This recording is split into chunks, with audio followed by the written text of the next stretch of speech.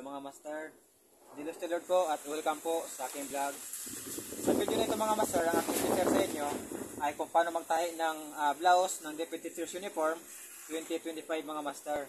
Ito yung pang Huwebes at Martes na schedule mga master na blouse. So ito yung kanyang mga parts mga master, ito yung kanyang pang front design. Ayan siya. Tapos ito naman yung kanyang pang collar. Itong pang collar mga master, dinikitan ko ito na medyo malipis na pilon. Tapos naplansa ko na rin ito. Ayan siya. Tapos ito naman yung kanyang sleeve, kanyang manggas. So nasigsagan ko na ito mga master, itong kanyang body, yung kanyang edge. Tapos ito naman yung kanyang back parts. So ang ating back parts mga master ay mayroon itong cutting sa gitna. So pwede namang walang cutting, pero pwede rin namang meron. Mas maganda kung meron para mas may shape yung kanyang likod. At ito naman yung ang ating pang front facing, ayan siya. At ito naman yung ating pang front parts, ito. So itong ating front parts mga master, ayan siya. Nabulsahan ko na ito ng bound pocket. Mayroon din itong tutorial mga master kung paano ito magbulsa. So panoorin nyo na lang sa ating channel. So scroll nyo lang yung ating video mga master, meron yung tutorial ng aking kung paano ito ginawa itong pagbulsa mga master. So binulsahan ko na para sa pagbuo ko nito ay hindi na ako matatagalan pa. So yan mga master. So ngayon start na tayo. So unang buuin natin mga master ay yung itong kanyang manggas o kanyang sleeve. So ito ay topi lang naman natin to. May fold ito na 1 inch. So bali 2 inches yung ating sewing fold.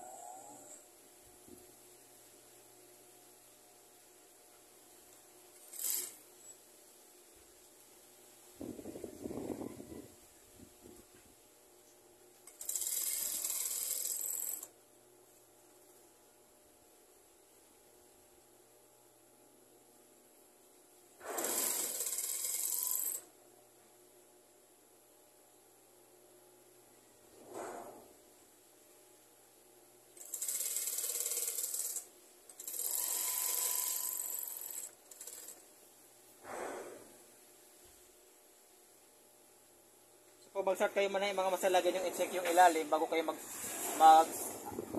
tuloy-tuloy sa yung simula kasi baka pangit pala yung inyong tayo sa ilalim. Lagi mag-check ng ating pasada sa ilalim.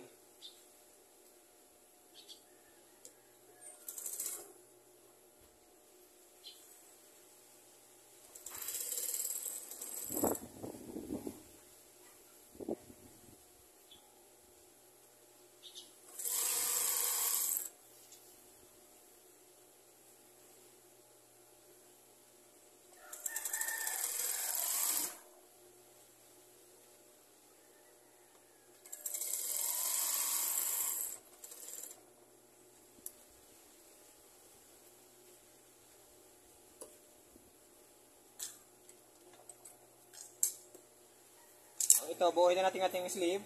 So, ganito lang naman ako magbuo.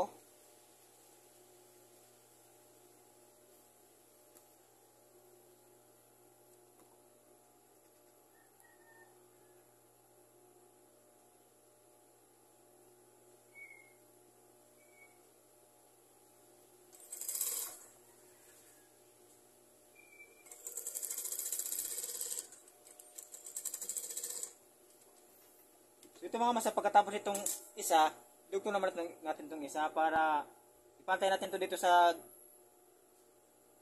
arm wig para sigurado talaga sila na silang pareho ng dalawa ay pantay talaga sila.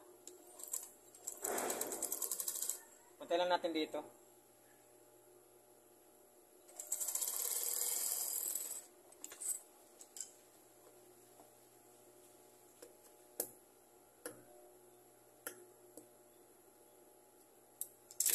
Ayan, tapos na tayo sa ating sleeve. So, ito, pasadahan natin itong partida para pag ikabit natin ito sa katawan, sa body, ay hindi na tayo mahihirapan.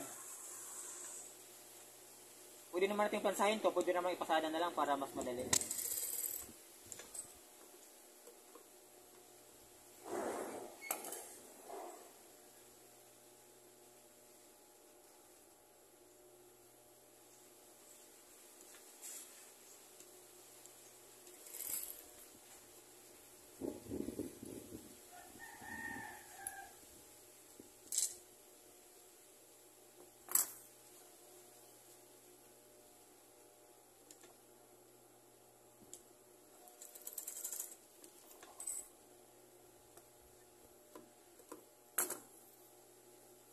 ng ating sleeve mga master.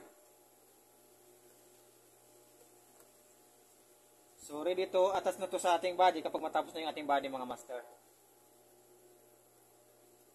So ngayon naman, isunod natin ang ating back parts naman sa likod. Para pagbabuo na yung ating front part, diretso na tayo buo sa ating body.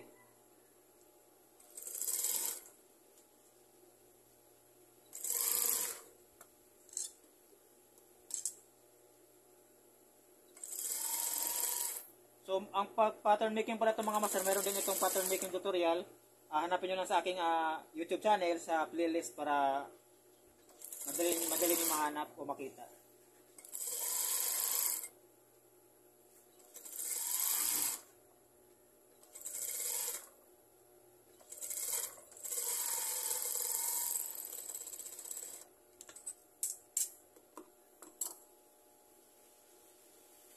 Ngayon, masdahan naman natin itong ating dart. So, meron itong dart mga master na dalawa.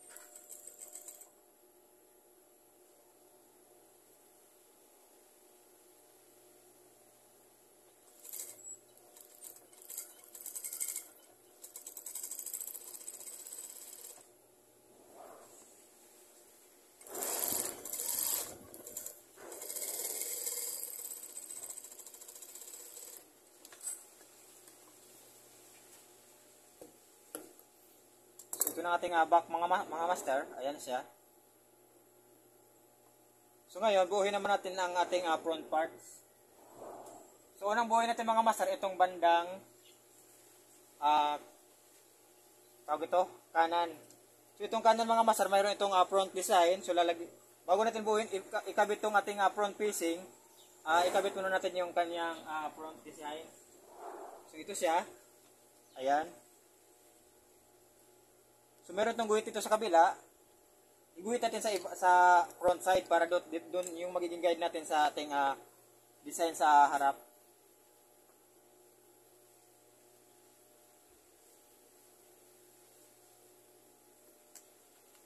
Kasi ano kasi ito, hidden buttons kasi ito. Ayan. So ang pagkabit pala nitong ating front design mga master, ganyan siya. Ang red mga master ay meron kasi itong ang kabila may red, ang kabila may blue at saka gray. So ang red ay dito sa bandang kabila, sa bandang gitna. Tawag ito papuntang kaliwa. Ayan, sa paganyan. Sa may edge dapat ilagay. So ipaliwanag ko lang ito mga master na kung bakit ito pula pala itong pula na to pag dito sa nakakabit. Kasi sa plug kasi natin mga master, kapag nakahang siya, ay dito sa banda nakalagay ang bandang pula.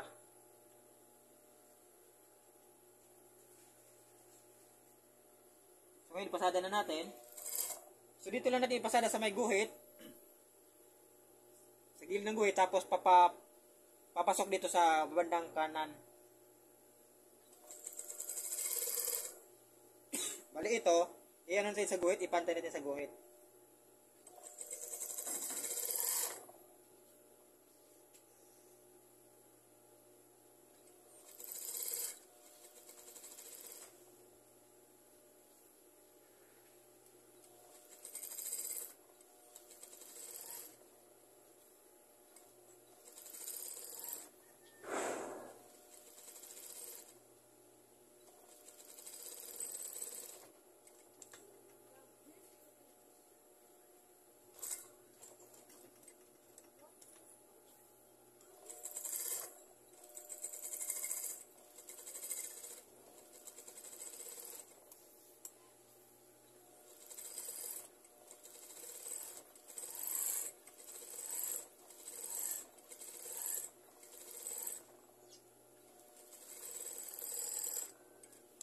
Okay, nakabit na natin ang ating front design.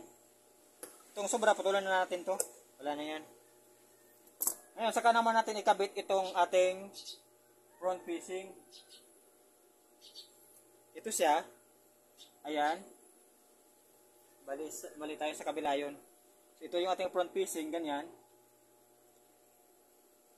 So, ipasada lang natin ito, itahi lang natin. So, mula dito sa ating napasada, pasok lang tayo ng atis mga 1 inch mga master or 1 and 1, hanggang 1 and 1/4.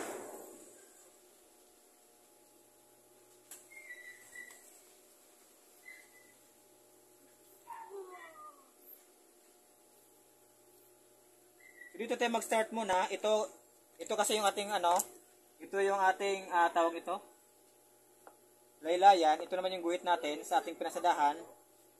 Mula dito sa ating laylayan, pasok lang tayo ng atis mga 2 inches hanggang 1 and 1 half hanggang 2 inches. Ganyan. Dito tayo magpasada una. Dito magpasada pa ganyan. Tapos gaganyan na tayo. Diliko. Tapos didiretso na tayo dito. Kasi itong parts na ito kasi ito yung magiging hidden buttons. Ayan sa mga master na ito yung ating front design. Pag matapos kasi ito, magiging ganyan na kasi yan mga master. Ayan. Dito yung kanyang hidden buttons. Bali, ito yung magiging hidden cover niya mga master. Ay, hidden cover. Button cover. So ngayon, ito na siya. Ipasada na natin.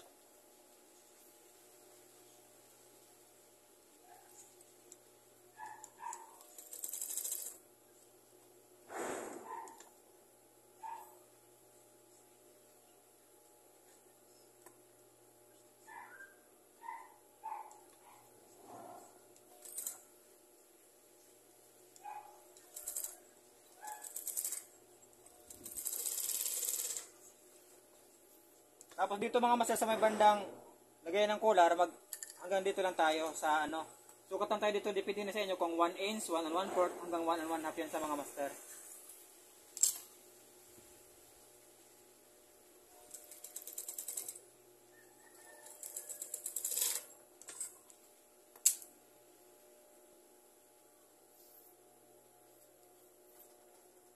So ayan, tapos ngayon dito, ipakita ko lang para makita nyo yung pikite.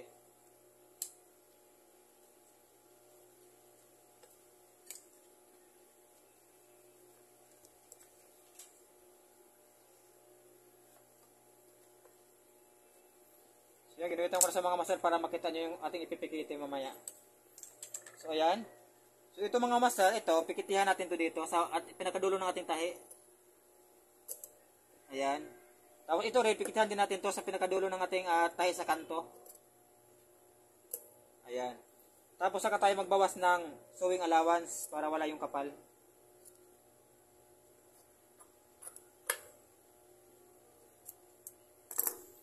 Tapos dito naman mga master, bawasan natin to para mawala yung kapal kapag magkaroon na tayo dito ng tupi. Ayan. Tapos dito sa laylayan, ito yung ating tupi sa ating laylayan. 2 inches kasi itong allowance ko dito. So ipasada na natin to.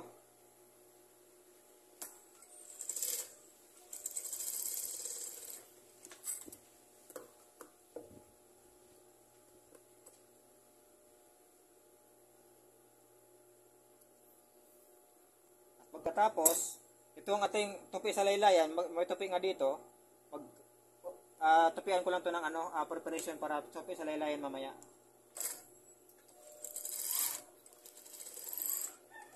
Inislanted ko lang para hindi siya makapal.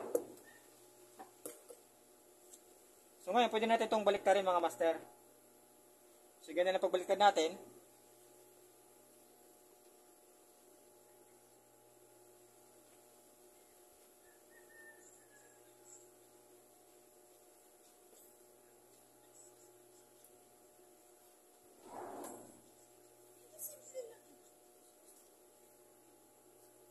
So ayan na siya. So ayan ang ating mga master front sa bandang kanan. Tapos ngayon to mga master, ito bisingan na lang natin to para ma-fix natin ito.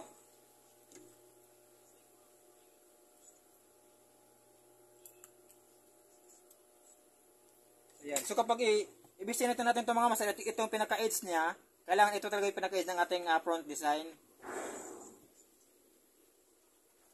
Tapos itong ilalim dapat maitago ito mga master, no, kasi para hindi siya makita. So ganyan lang pagbisting nito. Itago lang natin ito mga master para walang ebidensya. Ika nga.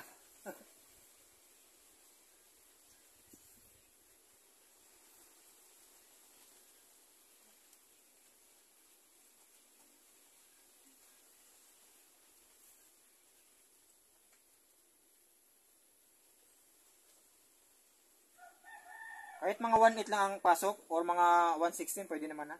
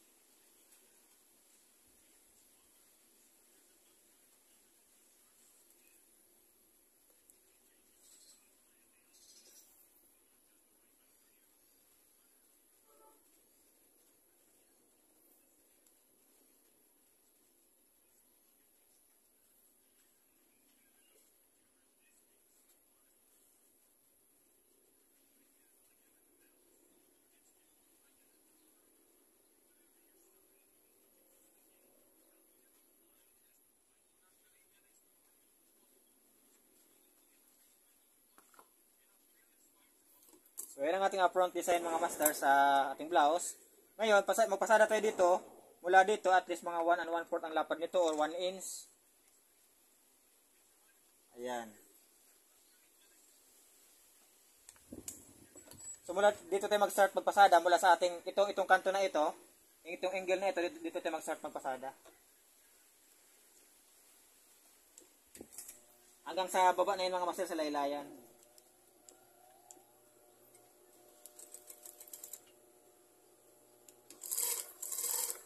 So para mapantay dito mga master pag ipasada, no, pwede nyo tawag ito, pwede nyo guhitan para hindi kayo mahirapan magpantay.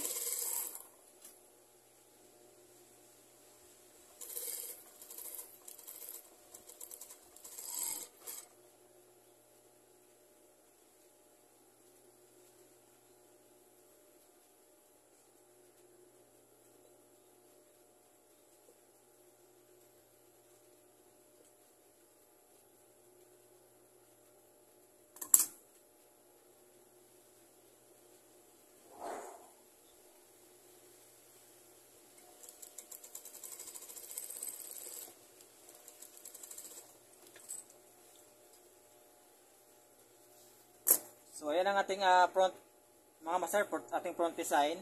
So ito pwede na natin tanggalin itong ating bisting. Dito ko lang natin tanggalin. Para mapakita ko sa inyo yung ating hidden buttons. Ayan siya. So dito kasi tayo maglalagay dito ng uhalis mamaya. Ito yung ating button cover. Yung kanyang design. So ngayon, ito i-recut natin to. Ito sa bandang kabitan ng collar. Pantayin lang natin. Allowance. Tapos ngayon, buuhin naman natin ang bandang kanyang kaliwa. So itong kaliwa mga master, madali na lang to kasi ito yung ating ating facing, kabitang natin to. Ayan. So itong guhit na to mga master, itong guhit na to, ito yung ating pasadahan ngayon. Bali, gugupitin natin itong allowance na nito. Ayan.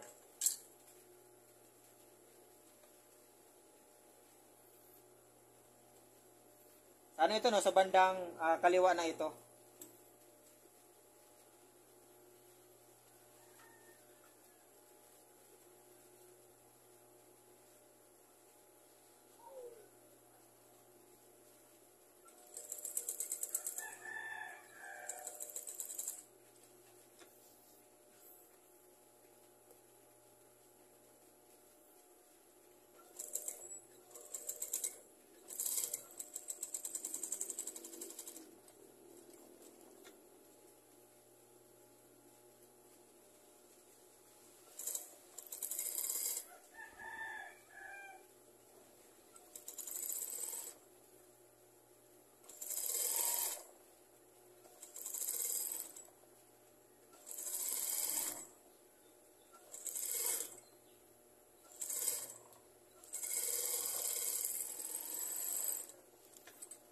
So, ayan.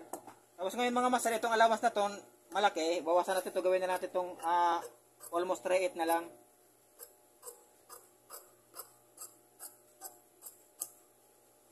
Tapos dito sa may angle, ito, pikiti tayo dito. Tapos sa may angle mga master, iyan lang natin ito ganyan. Para makuha natin ang angle niya.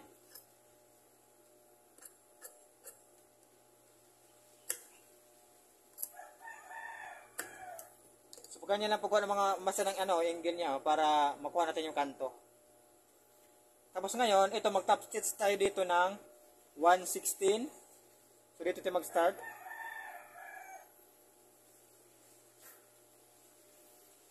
I-top stitch natin itong mga masa, itong kanyang piecing.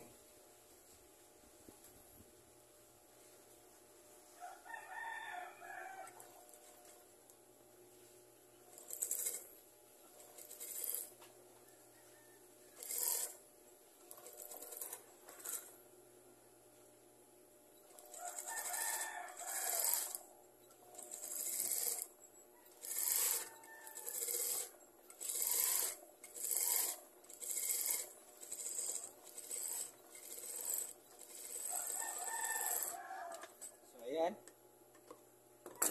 Tapos ngayon naman, ito naman sa ating laylayan, ipasada na natin dito yung piecing niya sa body para matupin na natin siya.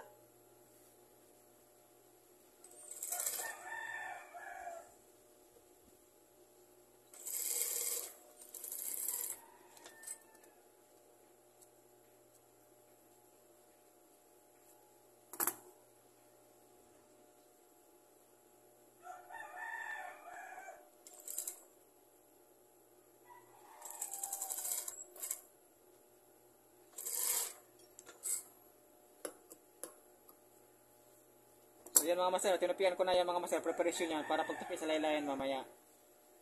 In-slanted ko lang para kung ganyan kasi mga master, makapal kasi. Kaya slanted lang yan siya. So yan ang ating front mga master sa bandang kaliwa. Tapos ito, bistingan na lang natin din ito mga master sa natin.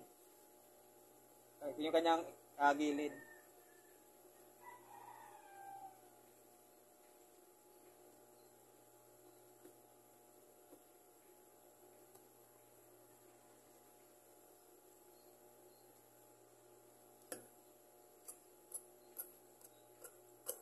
So ngayon, natapos na natin ating front.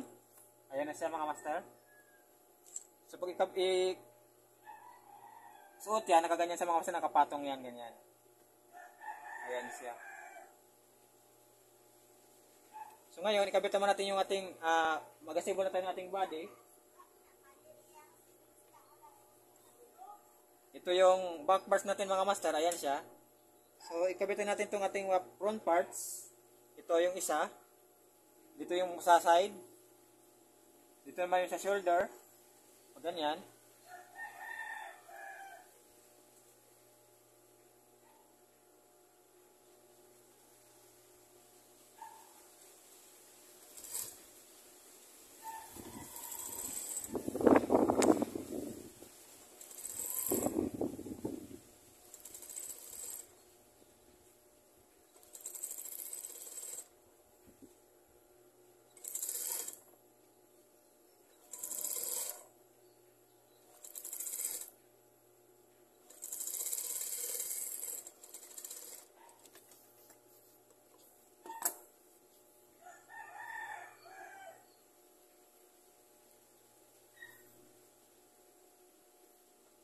Dito naman tayo sa balikat mga master pasada.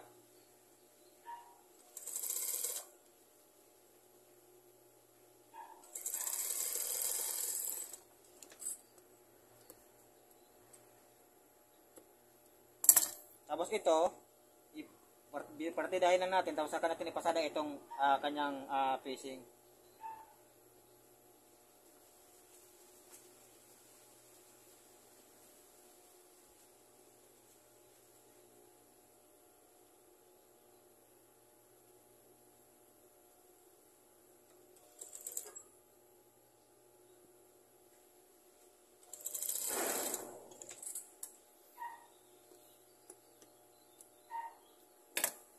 So yan, nakabitan natin yung kabilang front. Itong kabila naman. So ganyan pa rin. Dito tayo una mag-start sa may bandang shoulder. Ganyan.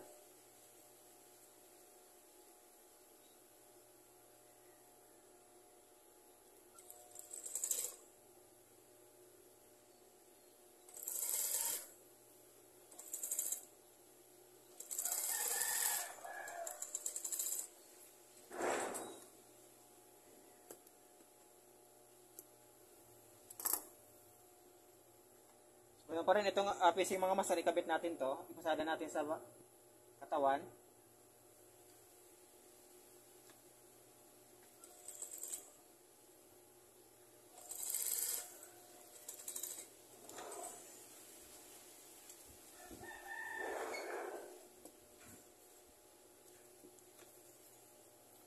So ayan, sa pagkatapos naman, ito namang sa side, tayo magbuo.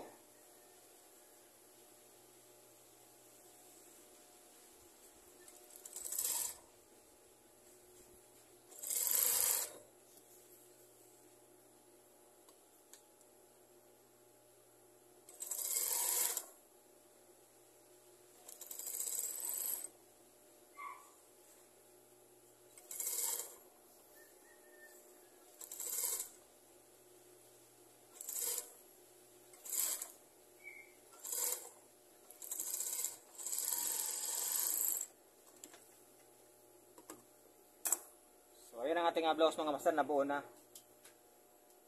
Ayan. So ang kulang na lang nito ay ito, manggas at saka collar. So tupian ko muna sa laylayan, saka ko kabitan ng manggas at saka collar.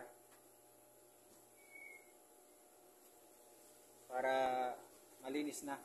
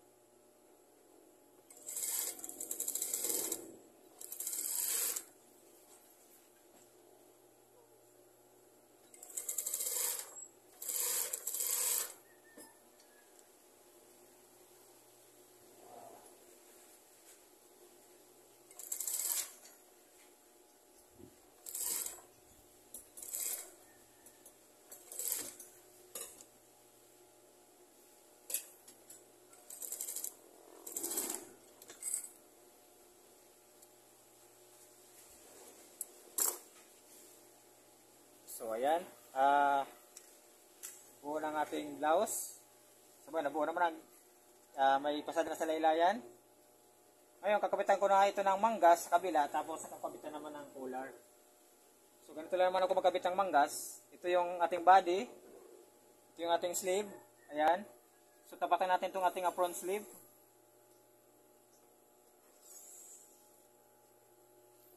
Ayan, so ito yung kanyang front. Ito. Ayan. Ito yung front niya sa wrong side. Ito naman yung front natin ating body. Ganyan lang natin. Tapos, dito ako magpapasada sa ilalim. Dukutin ko lang to. Ganyan. Tapos, ako sa ipasada. Bali sa body, yung katawan, ang ibabaw sa pasada ko.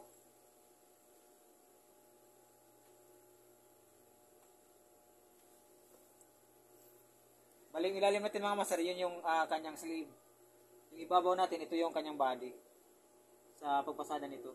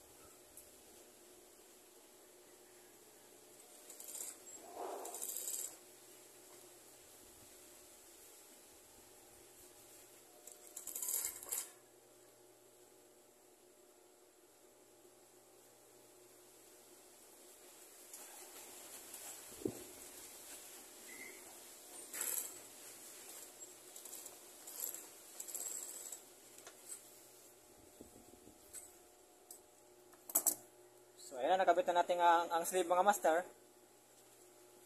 So, may sleeve na siya. So, yung kabilang sleeve, hindi ko na ikakabit. At least ito, naipakita ko na sa kung paano ikabit yung ating sleeve sa bandang kanan. Kaliwa, sorry. Kanan, sorry. Kanan. Ngayon, ang sunod ko naman, ikabit naman itong ating collar. So, kung paano magkabit naman ang collar, ang sukat kasi nating collar nito ay 1 inch ang lapad. At ito, sukatin mo natin itong gitna nito, itong ating collar, kung ilan ito.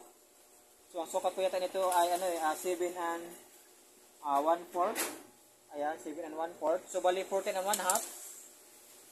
So, ito, natupian ko na ito. Bali, susukat lang ako dito ng 14 and 1/2. So, kung medyo malaki namang size, ang ano nyo mga master, ang inyong blouse, pwede nyo gawing 1 and 1/4 ang lapad nito. So ito, dahil may kaliitan lang naman ito, ay pwede nito sa 1 inch.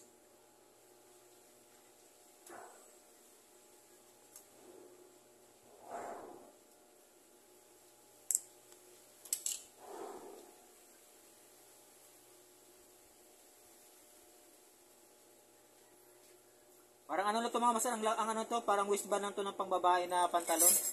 Ang paggawa nito. Straight lang, wala itong korte.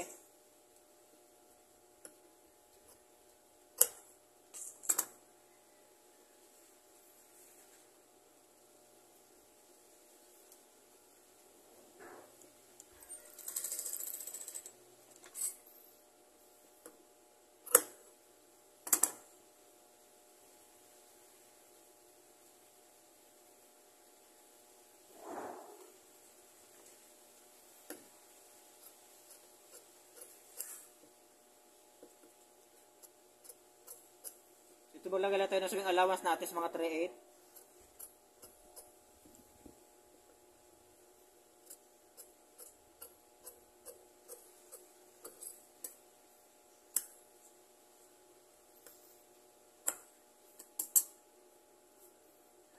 Ayan, so, ayan na, ready to atas na yung ating cooler.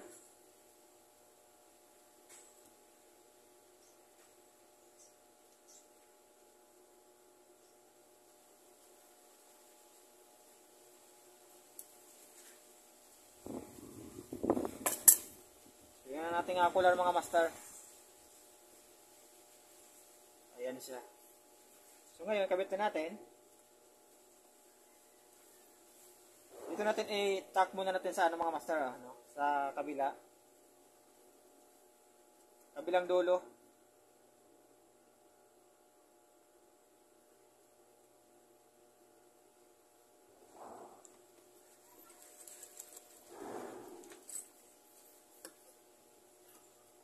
Nakalimutan ko, no? Ito pala, kunin natin yung gitna nitong ating cooler.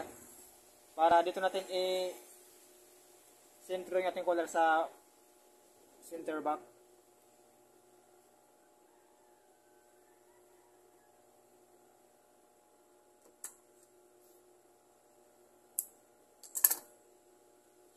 Yan ang ating sentro ng ating cooler.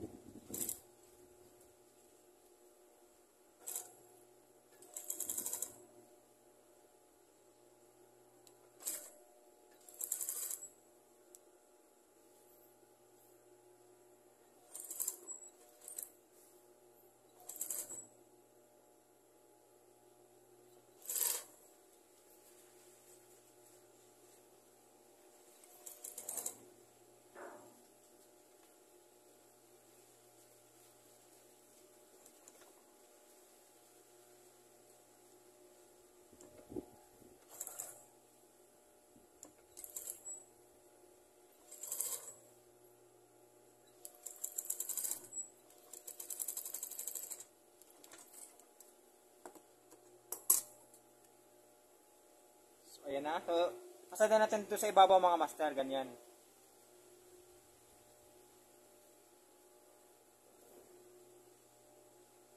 So, itong allowance dito mga master, magpikita tayo dito sa may bandang back neck. Kasi ano ito may shape kasi ito. Pag lalaban yung kanyang allowance.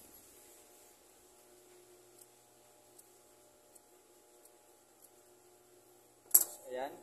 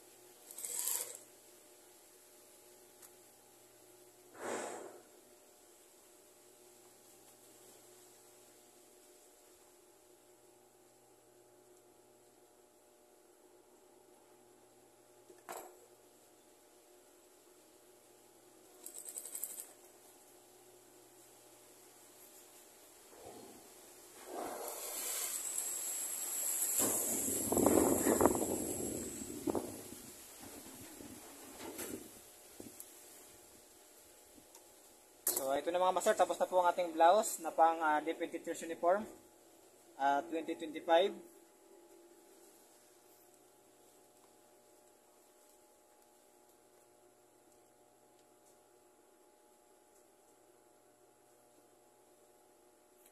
So ito kabilang manggas mga master, hindi ko na ito kinabitan kasi naipakita ko naman dito kung paano kinabit sa bandang kanan ang ating sleeve.